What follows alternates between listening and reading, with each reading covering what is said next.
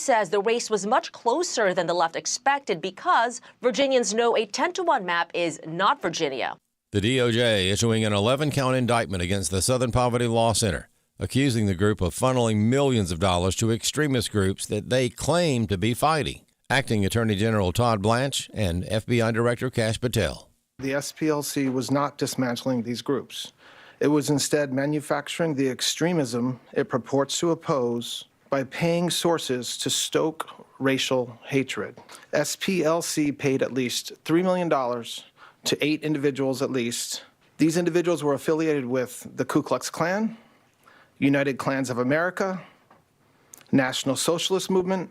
The Southern Poverty Law Center used the money they raised from their donor network to actually pay the leadership of these very groups. George Washington University law professor and Fox News legal analyst Jonathan Turley says it's very ironic for an organization that has labeled others as hate groups and put out a report criticizing Turning Point USA and Charlie Kirk. And Turley points out that a previous investigation into the SPLC was stopped by the Biden administration. This center has been controversial for years. In addition to criticizing Turning Point after the assassination of Charlie Kirk, the center has also targeted groups like Focus on the Family because of their religious views and what they've said about LGBT values. So the group itself has sort of drifted from its original and legendary purpose in litigating against segregation and things of that kind. It has become a more blatantly political organization, in my view. So that termination by the Biden administration was not surprising in the political sense, but it is concerning.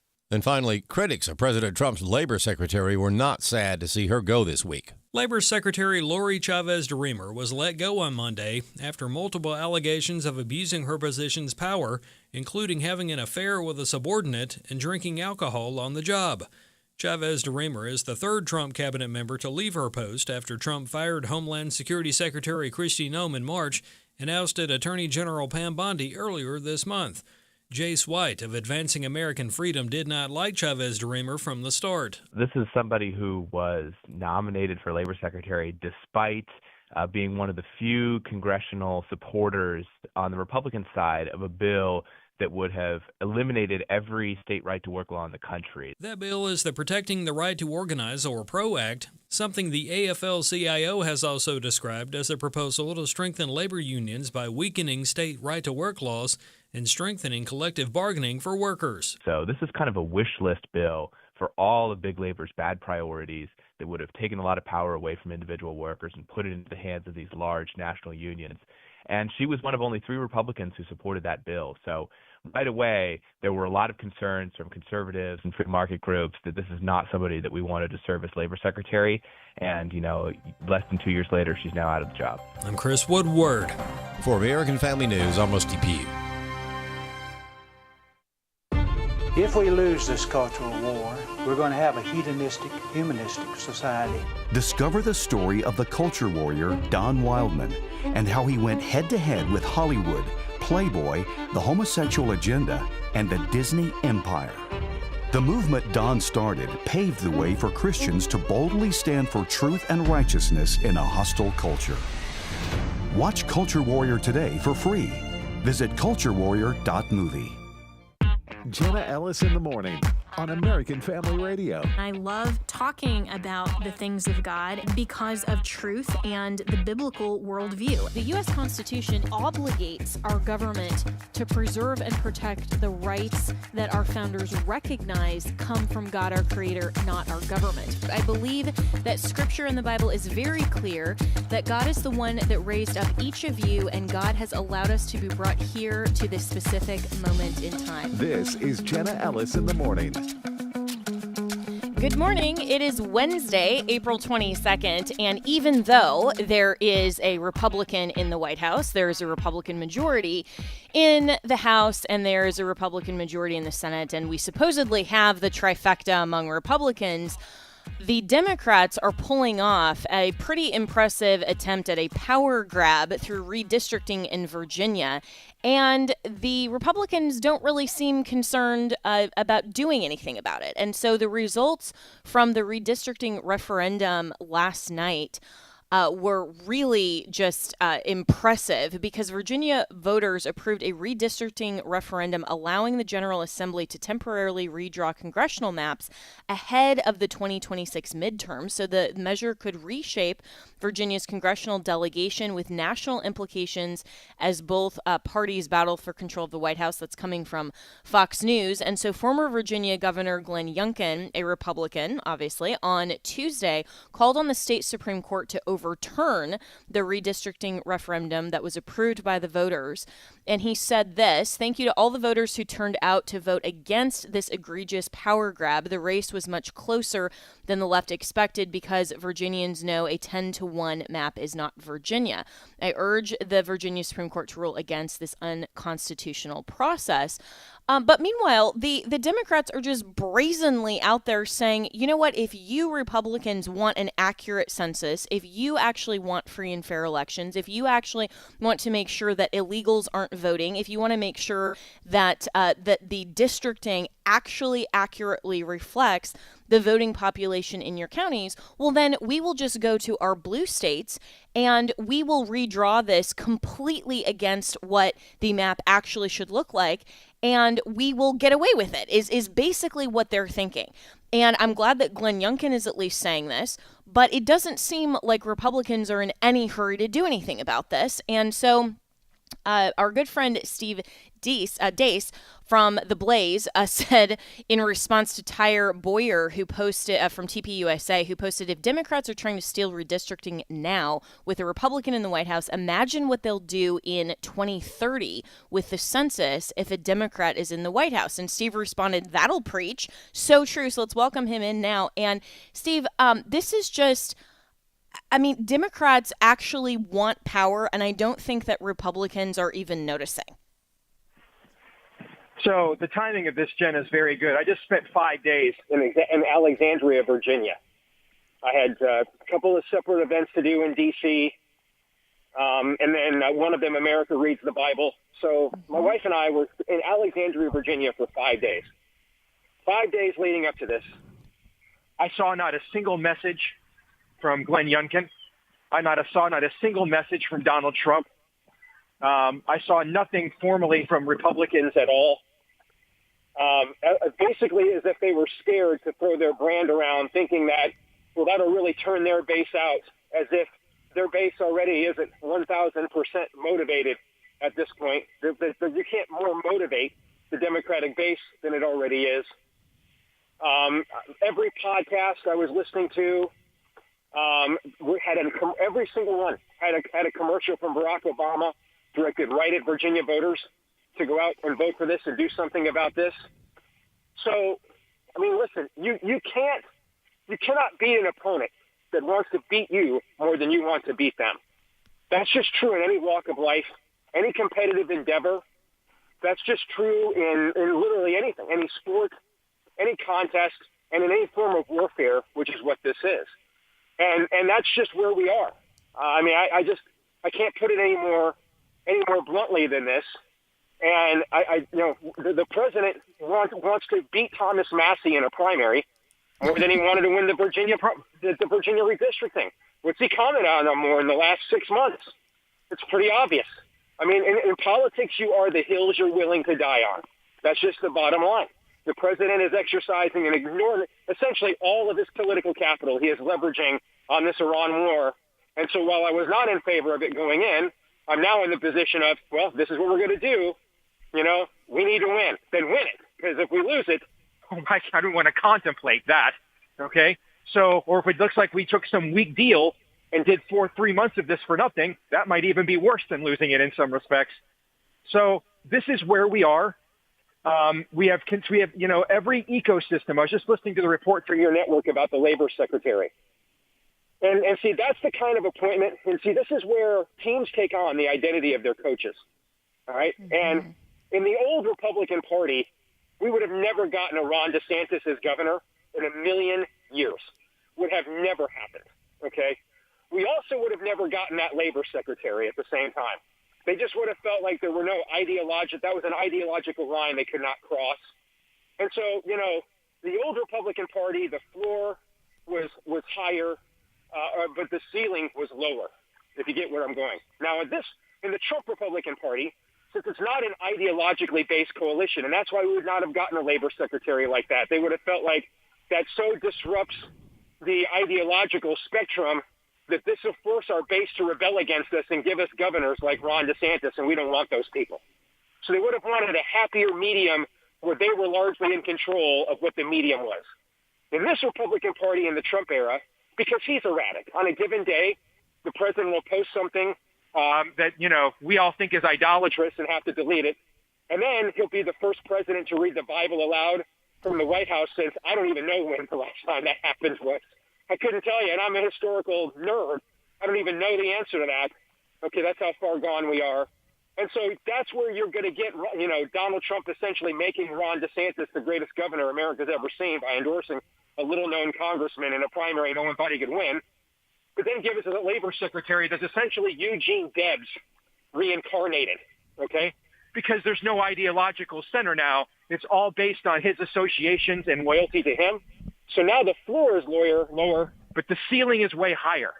We will do things on a given day that are way more right-wing than anything the old Republican Party even contemplated. And then the next day you wake up and you're like, what in the world? Why are we doing this? Where did this come from? Why are we elevating this person? I essentially just went through the last 3 years of programs you've probably done for the American Family Association. Yeah. And I mean, the lack of coherence in the Republican Party right now is just sad, Steve. Because it's not assembled by, it's not brought together by anything more than loyalty to a personality. Yeah. Now, listen, exactly. I want to make it very clear. There's a reason why I voted for this personality in the last two elections and worked very hard to get him elected.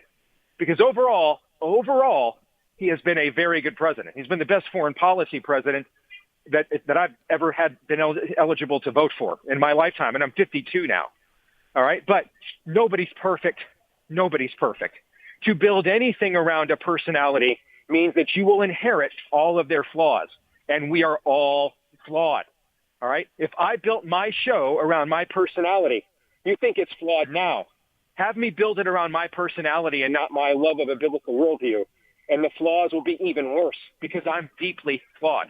And so that's where we are right now. We are a political party built around loyalty to a personality. When we have his attention, or in the areas where his attention can be gathered, those tend to be the areas where we tend to be effective and strong. When we don't, we're not. And so one thing that Trump, you'll see, he does not like trying to get to his right. He sees Thomas Massey as trying to get to his right, so he's very vicious to him. That also means, though, he's very hesitant and much more pleasant and kid-gloved to go at John Thune to his left. Okay, that's just and part Lindsey of his Graham. Personality, and Lindsey Graham, and that's how the party operates. It operates solely and completely on Donald Trump's personality, for better or for worse. And so when he is strong, the party is strong, and when he is not, there's no other infrastructure that exists to insulate us from that. And what's really frustrating about that as well is that the Christians around him in the first term, Mike Pence, who is supposedly, this really amazing Christian, and currently Speaker Johnson, whose, record as a Christian conservative is really stellar prior to attaining the speakership. Nobody is willing to stand up and say, we need to be a party led by principles and objective, honest truth, not by a personality, because personalities change. And Trump today could post something at whim, and the party would be expected to follow it, including Congress.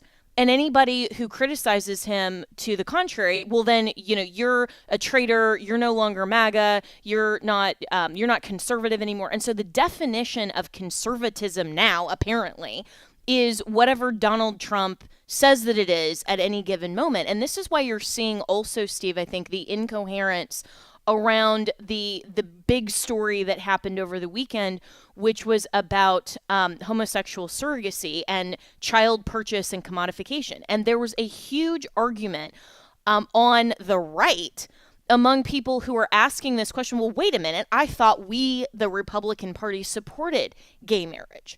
right? So now that people are actually waking up and they're seeing, oh, these principles don't actually track with the values that I purport to have, that it's running into the personality of Donald Trump, who has been extremely left on all of the social issues other than life. I mean, he's been a very ardent advocate for life, at least in He's been great theory. on the trans issue. He's been great on the trans Yes, issue, too. and the trans issue. Absolutely. So both of those two things. But as far as like as gay marriage, the rest of, do whatever you want in your bedroom. I mean, he doesn't care about morality clearly among, anybody in terms of around him or members of Congress, all of those things. His own history reflects that.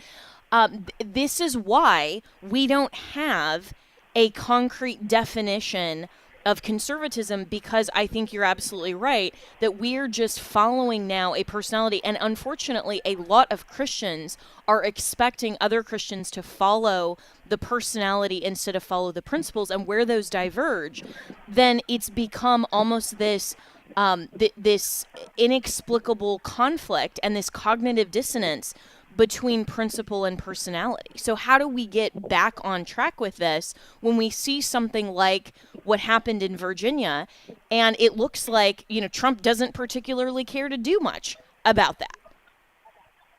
Well, I would argue everything you just said is true, at least to some degree. But if we have to argue, we have to remember why.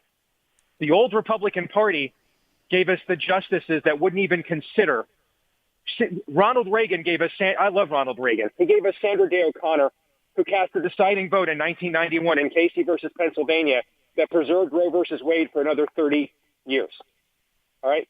The previous Republican Party gave us Anthony Kennedy, who gave us all the gay marriage slop and all the depravity that you just eloquently articulated as defense against.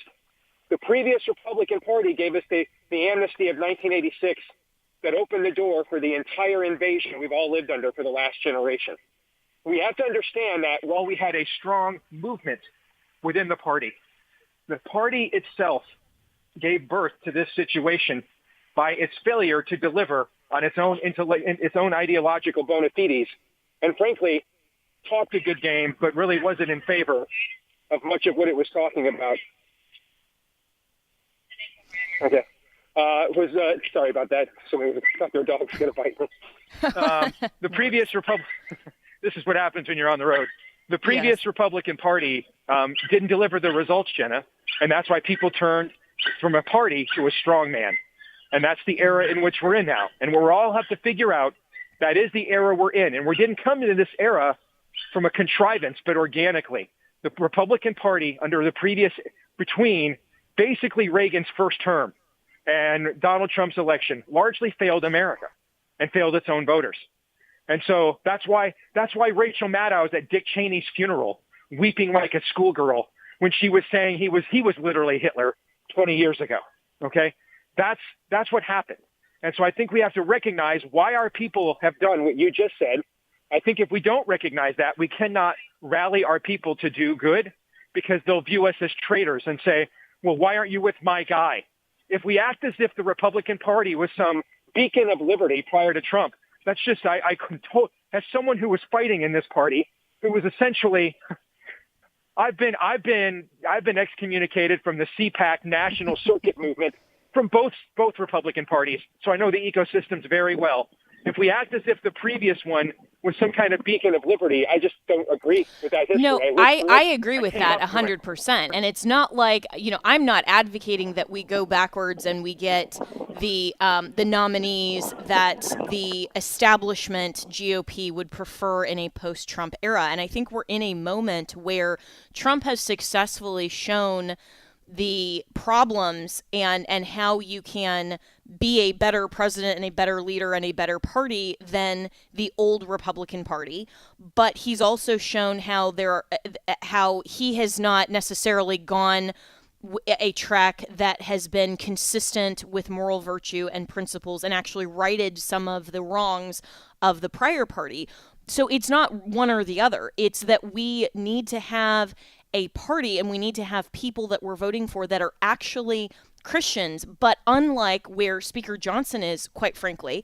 I was just talking to someone yesterday after having Paul Teller on radio that was saying, he's not going to be pushing for continuing the defunding of Planned Parenthood because he doesn't think it'll pass, and the White House hasn't particularly, told him to push it. So here's somebody who is a strong Christian who claims that he is really pro-life and is unwilling, based on what? Politics? To actually utilize his position to advance the appropriate, correct, biblical, truthful values. Right. And he's doing the same thing that Mike Pence failed to do in office as well. And so we need to have leaders that will actually utilize the power of government and stand up and not be a cult of personality, not be a cult of party, not be a cult of power, but actually understand what power is supposed to be, which is a tool, just like money, just like fame, just like anything else, a platform. It's not, the thing in and of itself isn't the goal. It's in order to utilize that tool to get you on the right trajectory to end up, at least in the context of civil government, with a moral and upright society. And we don't have anybody right now in national leadership that is actually focused on that. I mean, we have a lot of people like the Rubios and the Hegseths and all that, but yeah, they're not doing it. There's no Nathans to King David, and I don't disagree with that.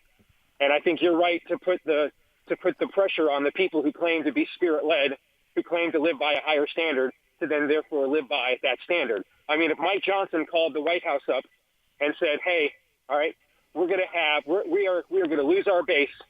We don't need to give people more reasons to not vote for us. I think I can ram through another defund Planned Parenthood to get us through this midterm election." I don't think the White House would oppose that. I don't. I think the White House is just saying, "Hey, what is the path of least resistance? What's the polling say?" Right? And so if people who had a higher principled standard came through and said, "Hey, I can deliver on a higher standard," I think they'd be fine with that. I think that where your criticism is directed also speaks to a last generation of the church. I mean, really, since the era of the old religious right that gave us Reagan, all right, since the Jerry Falwell seniors, Pat Robertson before the end of his life where he held on too long and said too many crazy things, the James Robisons, the D. James Kennedys, the Francis Schaeffers, the men who gave us, or the Don Wildmans, the men who gave us the original religious right. Since they've passed on to glory, we have operated in evangelicalism under the triumvirate papacy of Hybels, Warren, and Osteen. And that's reflective in our evangelical politicians. All right, many of them are just waifs. Many of them would wear a Hawaiian shirt in the wintertime and skinny jeans and sweater vest all year round. And many of them are nicer than God, including the two guys you just talked about. Mike Pence with the perpetually furrowed brow and Mike Johnson. Okay? I mean, so they're a reflection of what's happened to the evangelical church in the last generation. Frankly, Donald Trump's done more to fight the trans issue than the evangelical church has in the last few years. And that's pathetic and sad. But that's a reflection of what's happened to the church in the last generation. And it's why I'm in Dallas at the Pastor Summit, and why the title of my talk today is going to be Worthy of the Bullet Charlie Kirk Took for You. That's going to be the title of my talk today. Wow. Well, that'll be incredible, and we need to be watching that. Where is that live streamed? Or is it? I don't know. I probably TPUSA's website, or I know they're recording everything. I don't know if they're live streaming it. But it'll be over at Freedom Church in Grapevine, Texas today. There's going to be over about 1,500 pastors there. This might be the largest pastoral gathering that we've seen since Charlie's murder. So, well, yeah. Godspeed, and we need to take a break here. But I'm so grateful, Steve, that you are continuing to fight the good fight, and this is where we need pastors to engage. I mean, I posted on social media and got actually a lot of flack for it last week, saying, pastors need to start registering people to vote in lobbies of churches in response to Scott Pressler saying that over 30% of self-identified Christians aren't even registered to vote. And people going, no. I mean, the church is supposed to just be for teaching the truth of the gospel. Well, if we don't act on it, we don't vote our values, we aren't engaged citizens, then we can't criticize our government if we're not willing and able to stand up and say we need to take back our government, we need to participate in the ways that the founders provided, and the church absolutely needs to engage. So I can't wait to listen to that, Steve, and you need to follow him as well on X, and we will be right back with more.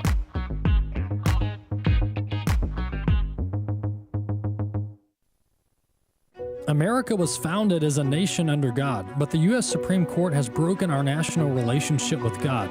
Many court rulings have contributed, but 3 stand out. In 1962, the court removed prayer from public schools.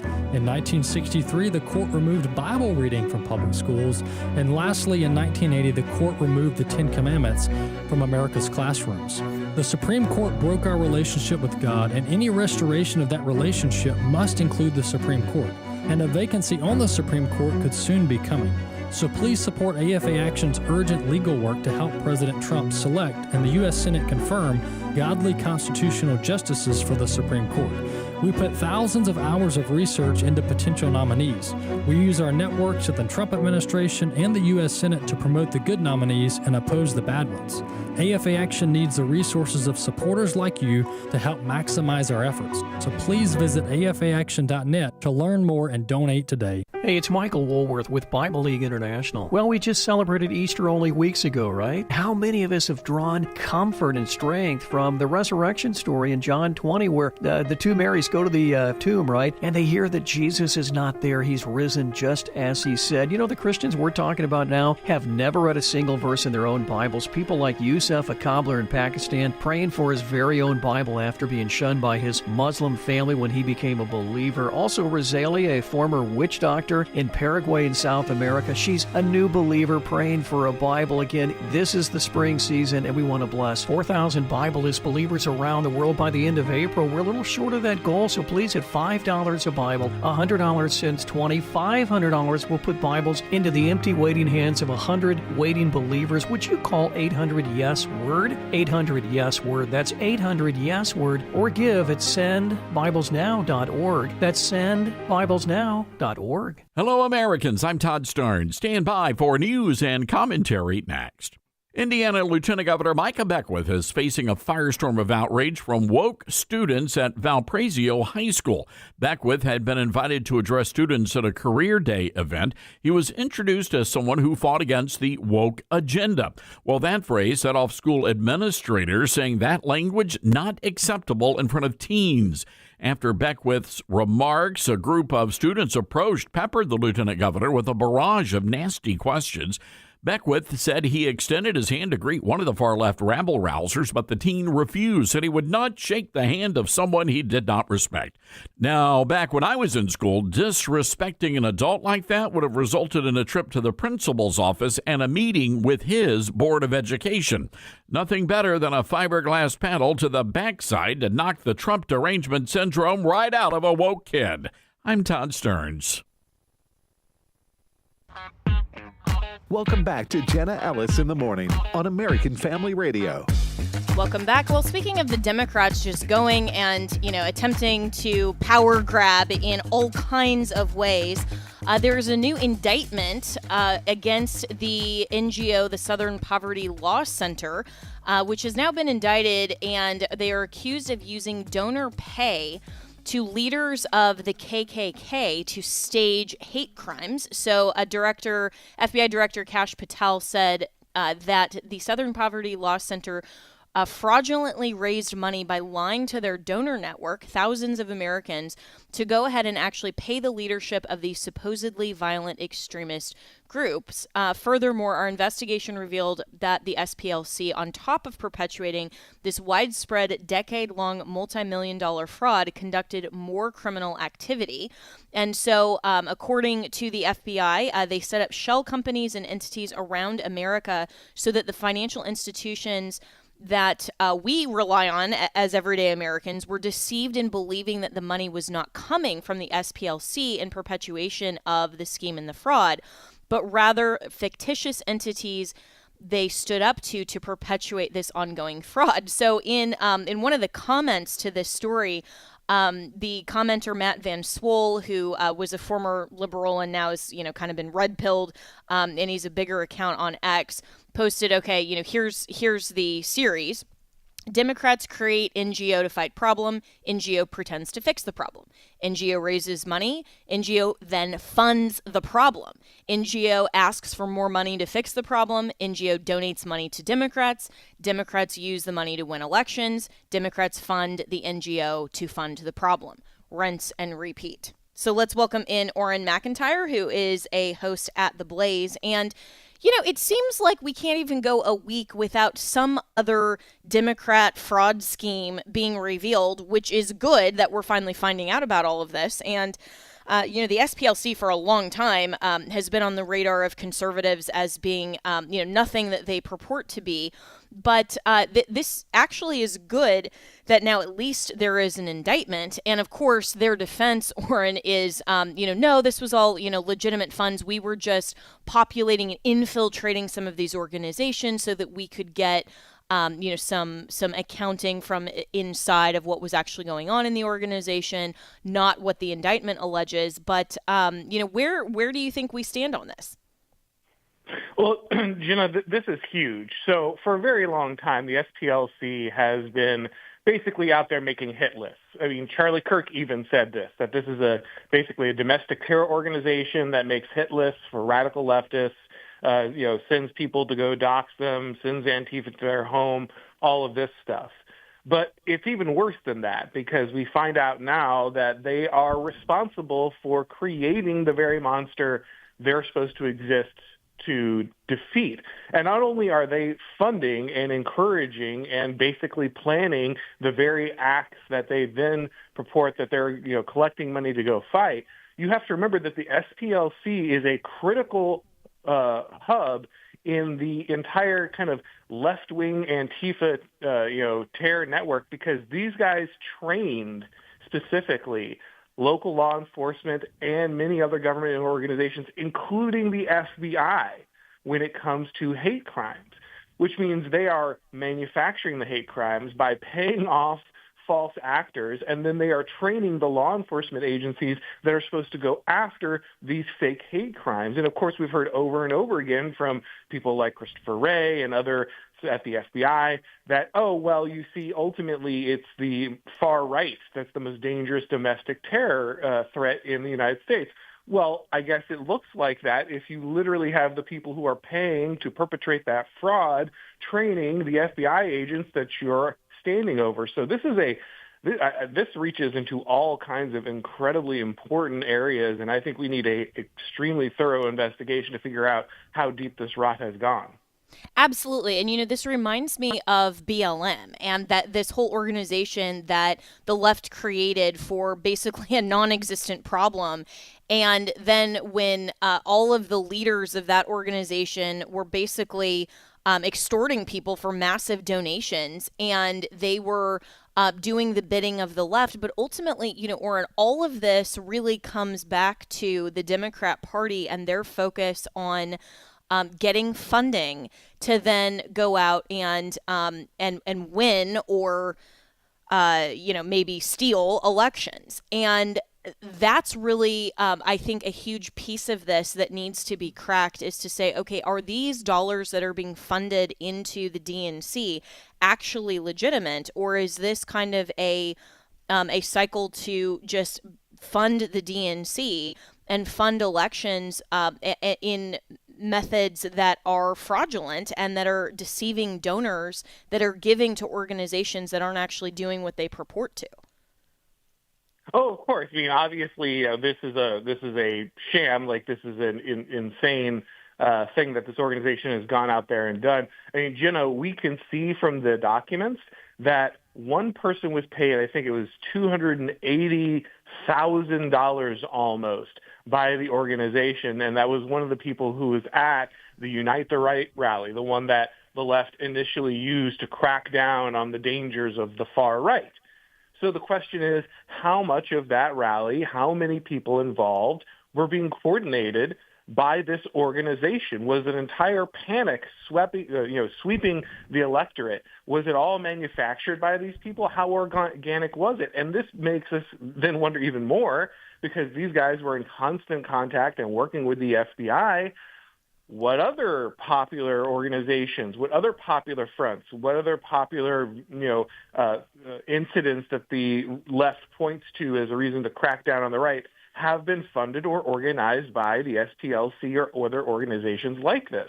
Again, it's going to go in, how much government funding has been, reciprocally swept into something like the STLC. They're the type of organization that I'm sure at some point has received a grant or something. And so are our own tax dollars going back into an organization like this to fund the manipulation and deception of the American public and attempt to attack an entire category of political actors in the United States through these false flags?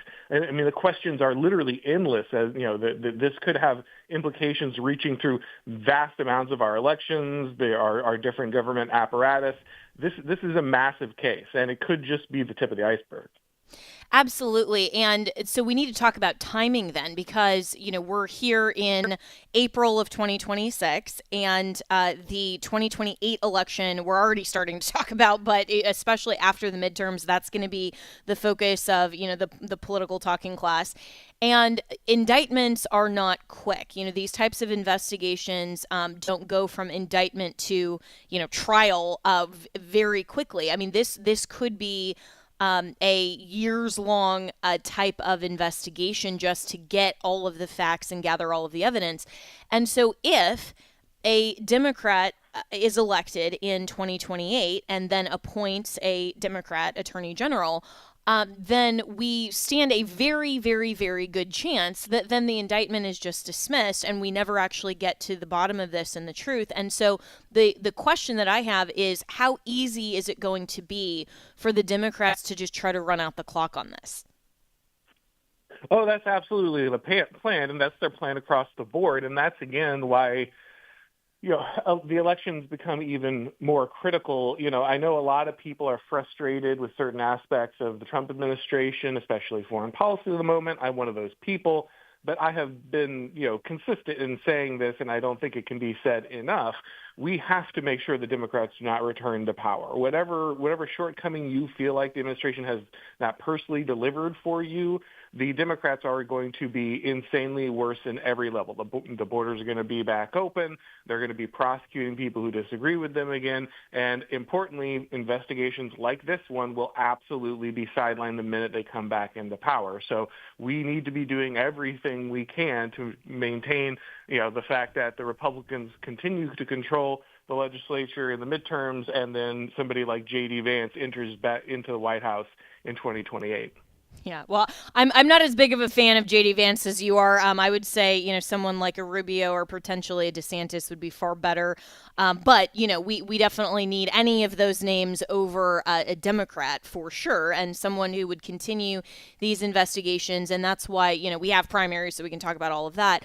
But, the frustrating thing about saying, we need to do all that we can to ensure that there's not lawfare, there's not, just running out the clock, all of these things that the Democrats are poised, and they're openly saying, that they're going to do, which is just come after conservatives. We can't even repeal the SAVE Act because there isn't the votes in the Senate. And I just had Congressman Jim Jordan on yesterday, and he rightly said that, Congress can only refer to the DOJ. They're not the ones that are actually the prosecutors. Fine, true, but they are the legislators. And so when you have a body like these committees that they're doing all of these investigations, and then they give the referrals to the DOJ, and then they just say, okay, well, we're done. We wipe our hands of this.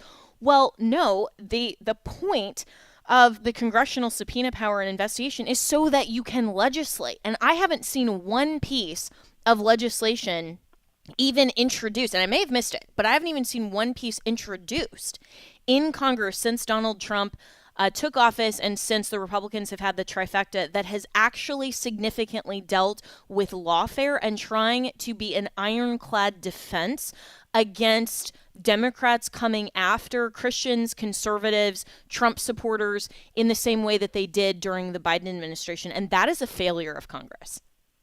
Oh, absolutely. I mean, to say that Congress has failed would be like the greatest understatement of all time. They have done literally nothing. They passed one significant piece of legislation since Donald Trump has been in office. We had the trifecta. If the Democrats were in our position, they would be radically changing everything. You just had James Carville lay out the plan as soon as Democrats get into power. Pack the court, make it 13 seats, give Puerto Rico and D.C. statehood, gerrymander everything you can, basically just ensure that there's technically a democracy, but there's never any real elections in the United States. That is the Democrat plan going forward. So the fact that the Republicans, when they came into power, were said, maybe we'll do one funding bill, and couldn't be bothered to, fix the insane amount of lawfare and everything else the Democrats are absolutely going to be wielding when they come into power, it's huge. But we should just be honest, the Republicans never really had the House. Like, technically, some people called Republicans were in charge of the House. But clearly there are not enough people who actually care about the country and care about conservatives and care about the future of the Republican Party, even their own well-being, to pass some basic legislation to keep them all from going to jail next time the Democrats come into power. That's insane. But it's very clear that there's at least a decent percentage of the Republican Party that either wanted the Republicans to lose for their own reasons, or they are so obsessed with procedure and bad, stories in the New York Times that they're unwilling to take basic steps to protect something like American elections and integrity when it comes to the SAVE Act. This stuff has to happen. It has to happen. Absolutely. And we've got to take a break here, but this is why it also matters, like we were talking about with Steve Deace in the last segment. It matters that Republicans don't just allow the Democrats to get away with this insane redistricting that doesn't actually reflect the demographic of the electoral map, because they're just trying to set this up so that they will win any way that the voting comes down, so that they can get back into power to do all of these things, to continue not only to perpetuate fraud, but to come back and target Christians, conservatives, Trump supporters, and come back into power. So this is a really important thing, and I think it is the greatest understatement to say that Congress has failed. And if we lose in the midterms, it's going to be a disaster. So we've got to continue to pray, but we'll be right back with more.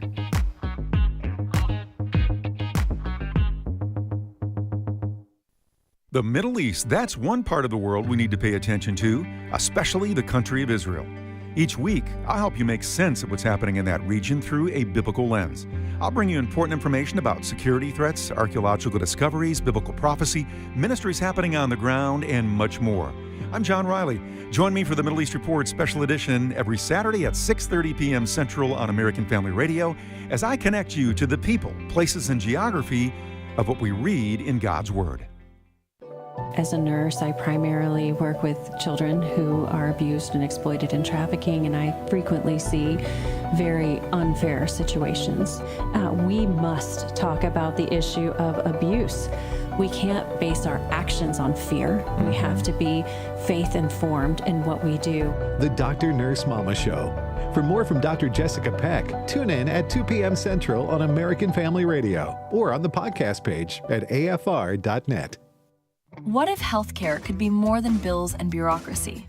What if it could reflect faith, foster community, and offer spiritual support? At Redeem HealthShare Ministry, the mission goes beyond medical bills. It's about honoring Christ and embracing healthcare that aligns with Christian values. Redeem members share medical expenses through monthly contributions, supporting one another in a Christ-centered community. It's not insurance, it's believers helping believers through financial support and prayer. And Redeem HealthShare provides freedom for members to select the doctors, hospitals, and treatments that are right for them. No networks, no restrictions, just faith-driven care. From everyday checkups to unexpected medical emergencies, Redeem offers flexible programs and encouragement rooted in Scripture. Because your healthcare should reflect your faith, not compromise it. More at redeemhealthshare.org. Okay, here's an assignment for you, if you will. I want you to take some time and think about a getaway that gives you a chance to get together with other people of faith, deepen your walk with God, and make new friends, all while enjoying the Creation Museum and the Ark Encounter in Kentucky. I'm talking about joining AFA at the Ark, October 29th and 30th. This is a great opportunity to break away from the grind of everyday life and draw closer to God through special presentations from Patricia Engler and Brian Osborne of Answers in Genesis. It also includes entrance to the Creation Museum on Thursday and the Ark Encounter on Friday. Friday's dinner includes a panel discussion with Tony Vitagliano, Walker Wildman, and Wesley Wildman, Vice Presidents of American Family Association. This is an event that can fill up quickly, so hurry to afa.net/events to register for AFA at the Ark 2026. afa.net/events, and we'll see you at the Ark. Welcome back to Jenna Ellis in the Morning on American Family Radio. Welcome back. Well, a federal court has upheld a Texas law requiring 10 commandments in public classrooms. So some good news this morning with everything else we've been talking about. But this coming from Fox News, a federal appeals court has upheld a Texas law requiring public schools to display the 10 commandments, ruling the mandate constitutional. So in a 9-8 ruling, the 17-member Fifth Circuit Court of Appeals held that Senate Bill 10, the law passed by Texas's Republican-led legislature, does not violate either the Constitution's Establishment Clause or the Free Exercise Clause. And so this is a major victory for religious freedom advocates who have long held and argued that the biblical text is intertwined with America's legal, moral, and historical heritage. And obviously it is, and as we are poised to celebrate America's 250th anniversary, it's a good time to be reminded that the Bible and the truth of the reality to which we are presented was at the foundation of America, and this whole idea of secular pluralism, and that we have to excise God and morality and Christianity and faith and religion out of the public square is a pretty recent phenomenon in American jurisprudence and in kind of the mind of average Americans, and one that we need to push back on and remind people with stories like this one, with headlines like this one, but especially with America 250, going back to what the founders wrote in the Declaration of Independence, their great worldview statement, that we hold truth to be self-evident, that all men and women are created equal, they're endowed by God, their creator, with certain unalienable rights, not by the state. So let's welcome in, before I rant too long on that, because you all know that I love talking about the Constitution and the founding, former Virginia Congressman Bob Good. And I think the Federal Appeals Court for the Fifth Circuit was spot on this decision, and it shouldn't even be controversial. No, it shouldn't. And great point in your introduction to that the founders never intended to prevent influence of the God of the Bible, of our Creator, of the faith of Christianity on our government, on our culture, on our society. They, in fact, knew that it was dependent upon that. And John Adams himself famously saying that the Constitution was intended for a moral and religious people, and it's wholly inadequate to the governance of any other. And they weren't just talking about generic religion or generic very type faith. They never envisioned an attack on our culture and our society by Sharia law, for example, or the advancement of Islam within our country to the degree that it has happened in recent years. They believe that our rights came from our Creator, from the God of the Bible. That's the foundation for our government, the principles of our government. That's why they started the practice of a national day of prayer, of opening Congress in prayer each day. They sought divine intervention. Most, when they were framing this Constitution, establishing this government, this form of government of the people, by the people, and for the people. And it's dishonest to suggest otherwise. And thank God for the court ruling in Texas affirming that. Where do our rights come from? Where do our values come from? Where do our principles come from? They come from the Bible. They come from God's Word. And the foundation for our country's establishment was the Christian faith. Absolutely. And this case should not even be controversial. I mean, just to say that a display of the Ten Commandments somehow violates the Establishment Clause, and thankfully at least the Lemon Test has been overturned, and so we don't have that kind of ridiculous sort of rationale that the court used to apply to religious freedom cases and entanglement in religion and all of that. But if the left is actually arguing that they are offended and that the Constitution is offended by simply having a display of the Ten Commandments, when you have in public schools, when you have the Supreme Court that has in its own chambers has all of these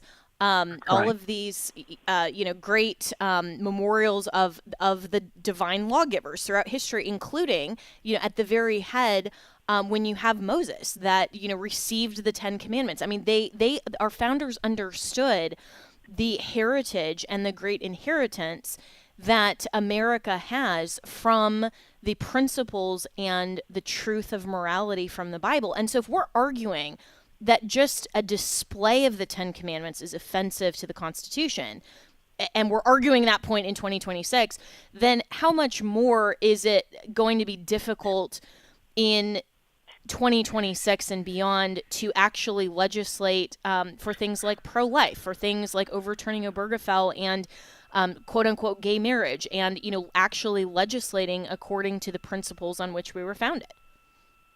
Great point. If we run away from biblical influence, from our Christian heritage, from who and what we are as a country, how do we combat the moral and cultural issues of the day?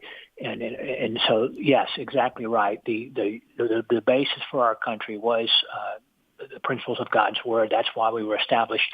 And yes, the Establishment Clause of the First Amendment protected the right that the federal government couldn't require you to practice a faith or attend church or to be a Christian or what have you.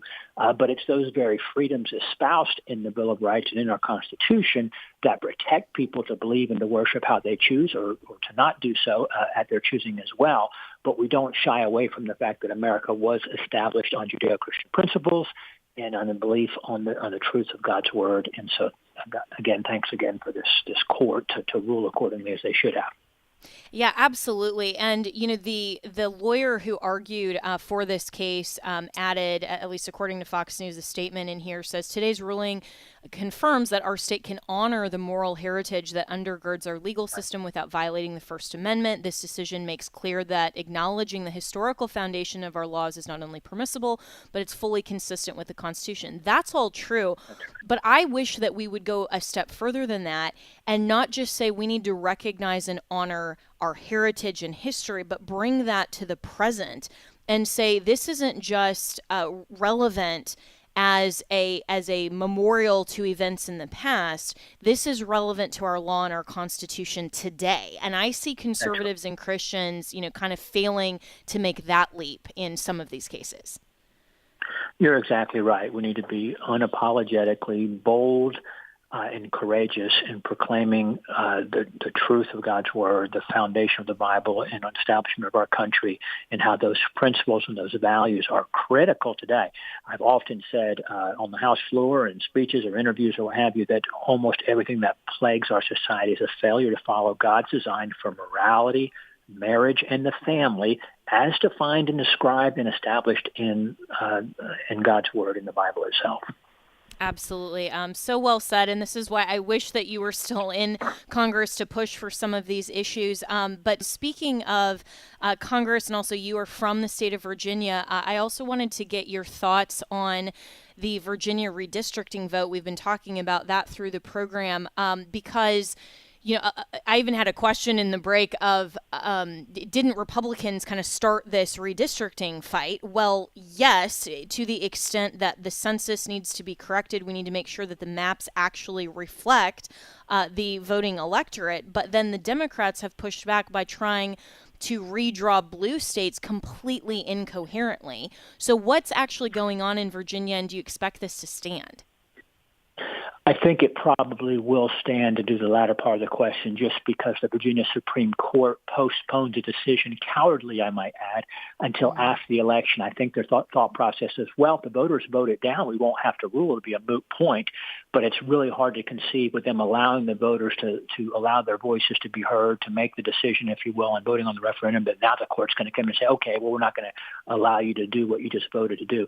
But the fact that it was 51% to 49% reflects how egregious and how unreflective of the electorate in Virginia is a 10-1 map in favor of Democrats. Because this was, most think of Virginia as kind of a 55-45 type state, but this vote was 51-49.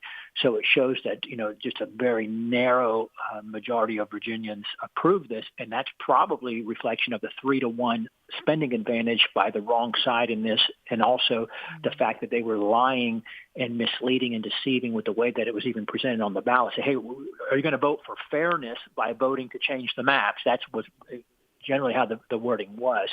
But that said, Democrats have been doing this for decades, and Republicans under President Trump's influence were trying to catch up. You've got no Republican Congress members in all of New England, in the entire delegation that is New England, not one single Republican. You've only got one Republican in Maryland. You've only got 3 in Illinois. You've only got a handful in California. Democrats have been doing this for a long time, and Republicans, I think, were right to try to catch up. And they need to move forward with that in Florida, in Missouri, in North Carolina, in Ohio, and Indiana, in Texas, where there are opportunities for Republicans to do it. And I think it'll be a wash if they do that. But if Republicans get scared and get tepid and don't follow through, the other thing, Jenna, I would just add, Republicans have to give a reason for voters to vote for them. Ronald Reagan talked about painting in bold colors, not pastels. We need more Ron DeSantis-like leaders in Virginia in the Republican Party and across the country, courageous, bold Republicans. Remember how Florida, Ohio, Missouri, Iowa were swing states, purple states not too long ago, and they've all become more red states. And Florida is no greater example. It's the greatest example of all because it's become a solidly red state after 25 years ago being the state of hanging chads that was purple in deciding a presidential election. Mm-hmm. Yeah, absolutely. And, and the problem here in Florida, which everyone is talking about, is the legislature, which is a supermajority Republican. And somehow, our Speaker of the House just announced this week that the special session that Governor DeSantis called on redistricting was called by the governor, not by the legislature. And so basically, he's indicating he just wants to sit back and actually do nothing and basically because it's just this petty sort of internal fight between him and Governor DeSantis, rather than recognizing the bigger national implications. And this is where I have such frustration with people who call themselves Republicans, but they're not actually focused on the goals that they should be in the fight. So I hope that that's corrected. I hope that states like Florida and the others you mentioned will actually pass redistricting, because this ultimately is going to affect the midterms as it stands now. If these states don't pass redistricting, the red states, how will this affect the midterms, and would Republicans have any shot then at preserving the majorities?